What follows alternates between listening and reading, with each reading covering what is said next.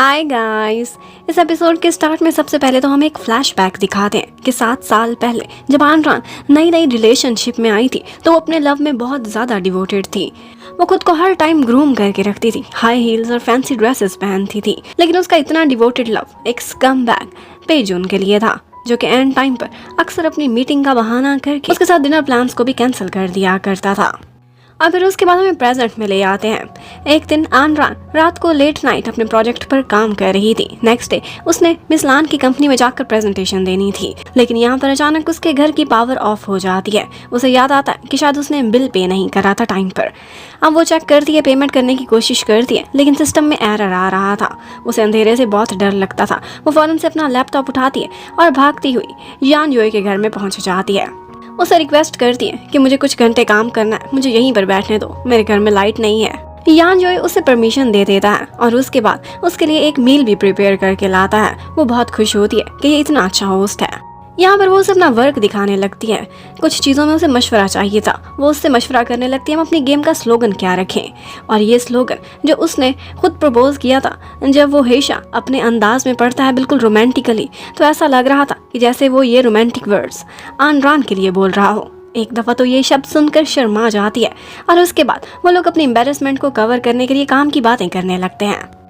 अब थोड़ी देर बाद हेशा को पुरानी यादें आने लगती हैं। वो आनरान को बहुत ज़्यादा लाइक करता था, लाइब्रेरी में अक्सर उसे नोटिस करता था। एक दिन लाइब्रेरी में खुद आनरान ने आकर उससे बात भी की थी, जब एक कॉमिक बुक की वो तलाश में थी, लेकिन वो यान जोई के पास थी। और जब वो उससे बात कर रही थी, उसकी क्रश उसके सामने खड़ी थी, तो यान जोई बहुत शर्मा रहा था और वो 2 शब्दों से आगे कुछ भी नहीं बोल पाया था। अपनी ये स्वीट सी मेमोरीज जब वो याद करता है तो उसके फेस पर स्माइल आ जाती और इसके साथ ही उसका मूड इतना अच्छा था कि वो फौरन से आनरान को कहता है कि तुम्हारी नए गेमिंग प्रोजेक्ट के लिए कब मैं डबिंग स्टार्ट करूं, मैं अवेलेबल हूं जब तुम चाहो। ये सुनकर तो आनरान भी खुश हो जाती है। अब थोड़ी देर बाद वो देखती है कि यान स्टडी करते करते ही सो गया है। वो उसके पास आती है और उसको ब्लैंकेट से कवर कर देती है। वो इस तरह से सोता हुआ बहुत हैंडसम लग रहा था। थोड़ी देर बाद वो उठता है और ये देखकर खुश हो जाता है कि आनरान ने मेरे पर कंबल डाला था। इतने में उसे एक चीख की आवाज सुनाई देती। वो वॉशरूम में थी। वो जाकर पूछता है तो पता चलता है कि वो वॉशरूम में गिर गई है। वो बहुत उससे कहता है कि मैं हेल्प के लिए अंदर आना चाहता हूँ, लेकिन वो साफ मना कर देती है। अब थोड़ी देर बाद वो जैसे ही बाहर निकलती है तो यान जोई अपना फेस दूसरी साइड पर कर लेता है। वो इमेजिनेशंस में यही सोच रहा था कि एक टॉवल पहने ये कितनी सुंदर दिखाई दे रही होगी, लेकिन फिर डरते डरते शर्माते शर्माते जैसे ही वो मुड़कर देखता है तो वो नॉर्मल एक टी शर्ट पहनकर खड़ी हुई थी। इतने में वो उसकी चोट देखता है तो उसे प्यार से अपने पास बिठाता है, एंटीसेप्टिक उस पर लगाता है और उसकी बैंडेज करता है। उससे कहता है कि तुम कितनी केयरलेस हो, अक्सर खुद को चोटें लगवा बैठती हो। फिर वो उसे काम से रिलेटेड कहने लगता है कि समझो मैं तुम्हारा इन्वेस्टर हूँ और तुम मेरे सामने कैसे प्रेजेंटेशन दोगी, इसलिए मुझे डेमो दिखाओ। अब आनरान खुश हो जाती है और उसके सामने वो सारी प्रेजेंटेशन देने लगती है, अपनी गेम की हर इन्फॉर्मेशन।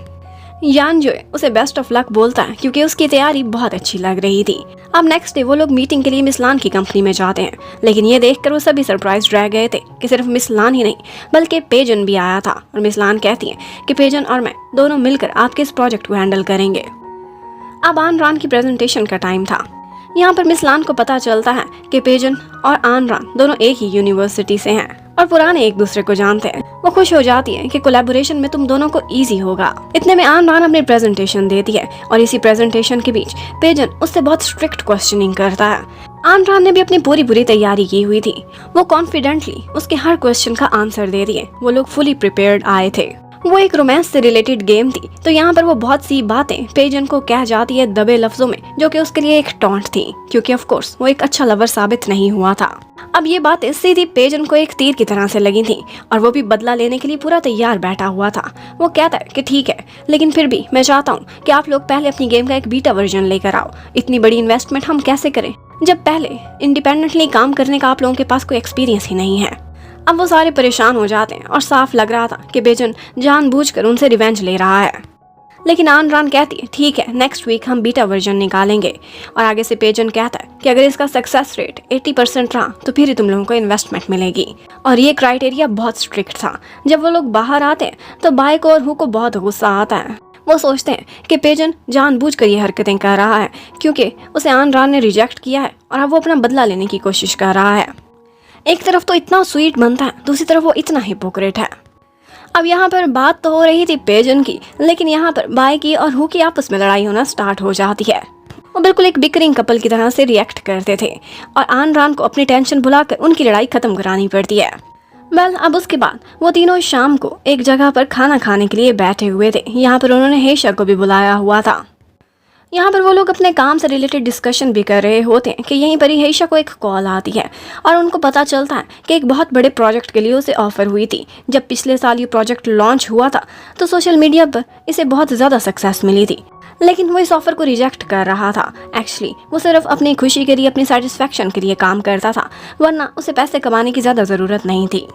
अब जब वो साइड पर खड़ा हुआ होता है तो भाई यहाँ पर आन रान से पूछने लगती है कि आखिर तुम्हारे और पेजन के बीच ऐसी कौन सी डिफरेंसेस हो गई थी जिसकी वजह से वो आज इतने गुस्से में रिएक्ट कर रहा था।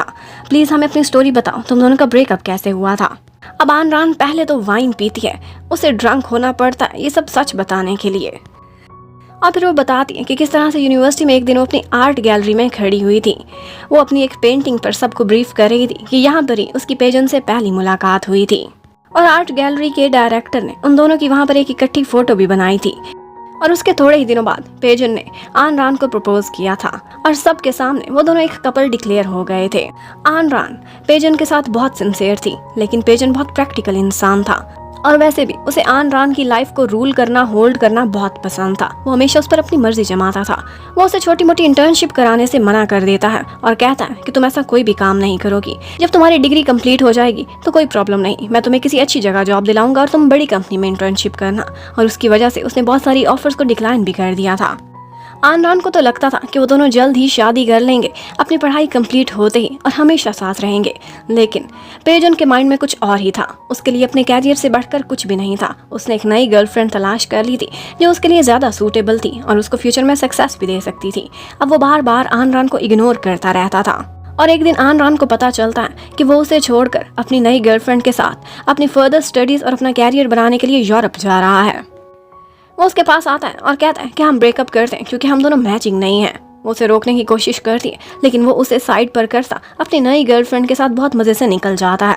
और उसके बाद आन रान की लाइफ तो अपसाइड डाउन हो गई थी। उसकी लाइफ में पेजन से ज़्यादा इंपॉर्टेंट और कोई भी नहीं था, जो एंड टाइम पर उसे छोड़कर चला गया था। यहाँ पर वो उसे समझाने की बहुत कोशिश करता है कि खुद को संभालो और अपने पेरेंट्स की कॉल का जवाब दिया करो, वो लोग बहुत परेशान हैं, वरना मैं उनको सच बता दूंगा। वो इसके बाद इतनी हर्ट हुई थी कि पेजन के लिए उसने जो भी फैंसी ड्रेसेस और हाई हील्स लेकर रखी हुई थी वो सब उठाकर फेंक देती है। उसने पार्ट टाइम जॉब्स करना स्टार्ट कर दी थी। वो कभी भी अपने पेरेंट्स पर डिपेंड नहीं करना चाहती थी, खुद का कैरियर खुद ही बनाना चाहती थी, लेकिन उसके पास इंटर्नशिप की शक्ल में कोई भी एक्सपीरियंस नहीं था, इसीलिए उसे अपनी प्रैक्टिकल लाइफ ज़ीरो से स्टार्ट करनी पड़ती है। उसकी लाइफ बहुत मुश्किल और बहुत स्ट्रगलिंग रही थी। उसकी ये दुख भरी कहानी जब बाय सुनती तो सुनते ही रोने लगती है। इतना ऊंचा ऊंचा रोती है और कहती है, तुमने मुझे पहले क्यों नहीं बताया कि पेजन इतना कमीना इंसान है। मुझे तो लगा था कि तुम दोनों ने अपने म्यूचुअल कंसेंट से ही ब्रेकअप किया है। अब उसको तसल्ली देते देते वो सारा गुस्सा ऊपर निकालती है और कहती है, उस वक्त मैं तो बाहर गई हुई थी कोर्स के लिए, तुमने मुझे कुछ नहीं बताया था, ये हूँ तुम्हारे साथ था, लेकिन ये तो किसी काम का नहीं, निखट्टू कमीना, ये तो इतना केयरलेस है कि इसने तुम्हारा साथ देने की, तुम्हारे आंसू साफ करने की जरूरत ही नहीं फील की होगी। बाय की हमेशा यही आदत होती थी, गलती किसी की भी हो वो हमेशा गुस्सा सीधा ऊपर ही निकालती थी। और यहाँ पर हमें यह भी पता चलता है कि हेशा भी खड़ा उसकी सारी दुख भरी कहानी सुन रहा था और यही सैड स्टोरी पता चलते ही इस एपिसोड की एंडिंग हो जाती है। Thank you for watching, stay connected, bye bye.